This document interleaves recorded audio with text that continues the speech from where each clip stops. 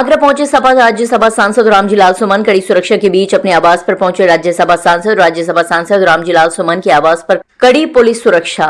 Media से रूबरू होते हुए रामजीलाल सुमन बोले, जनतंत्र में विरोध की अभिव्यक्ति का है अधिकार। सभी को इस अभिव्यक्ति के आधार पर आप प्रदर्शन कर सकते हैं, धरना दे सकते हैं, अखबारों में भी समाचार दे सकते हैं, जो जनतंत्र के अधिकार हैं। लेकिन जो करनी सेना के द्वारा किया गया है वह गुंडाई और लफंगाई है।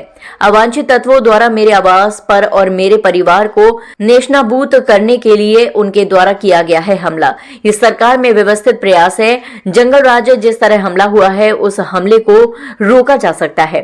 आप सब लोग जानते हैं ये जो हमला हुआ है ये मनोवृत्ति है और ये वही लोग हैं जो मुख्यमंत्री ना रहने पर अखिलेश यादव के घर की सफाई कराई थी।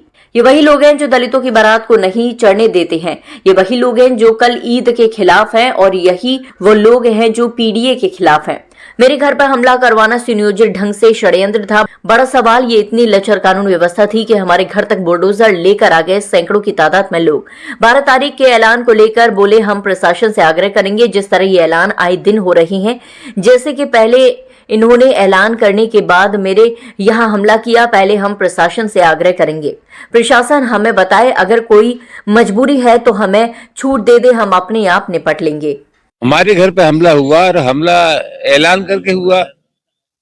तमाम दूरी तय करने के बाद जो अतिवादी लोग थे, अवांछनीय तत्व थे, वो हमारे घर पे आ गए, तोड़फोड़ की, गाड़ियां तोड़ी, शीशे तोड़े, कुर्सियां तोड़ी, हमारे घर के गेट को भी नुकसान पहुंचाया। तो उनका तो इरादा हमारे परिवार को नष्ट करने का था। कल हमने आज भी और कल भी राज्यसभा के सभापति जी को अवगत कराया पूरी स्थिति से। मामला बहुत गंभीर है और ये कुल मिलाकर के ये जो हमला है, ये हमला बताता है कि हमारे देश में और प्रदेश में कानून का राज नहीं है, जंगल का राज है। राजनीति में अभिव्यक्ति की स्वतंत्रता है और उतनी स्वतंत्रता इस बात की है कि अगर हमारी राय से कोई इत्तेफाक नहीं करता तो जनतांत्रिक विरोध के जो तरीके हो सकते हैं उनका इस्तेमाल करें। ये किसी को इजाजत नहीं दी जा सकती वो कानून का उल्लंघन करे।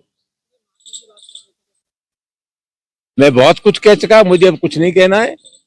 इसके अलावा कुल मिलाकर के बात यह है कि यह हमला एक तरह से विचारों पर हमला है।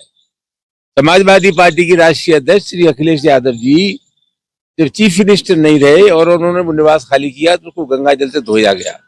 ये वही लोग हैं जो कमजोर वर्गों की, दलितों के बारात नहीं चढ़ने देते। ये वही लोग हैं जो मुसलमानों की नीयत पर रोज शक करते हैं। तो ये हमला रामजीलाल सुमन पर हमला नहीं है, पीडीए पर हमला है और इसका मजबूती से मुकाबला किया जाएगा।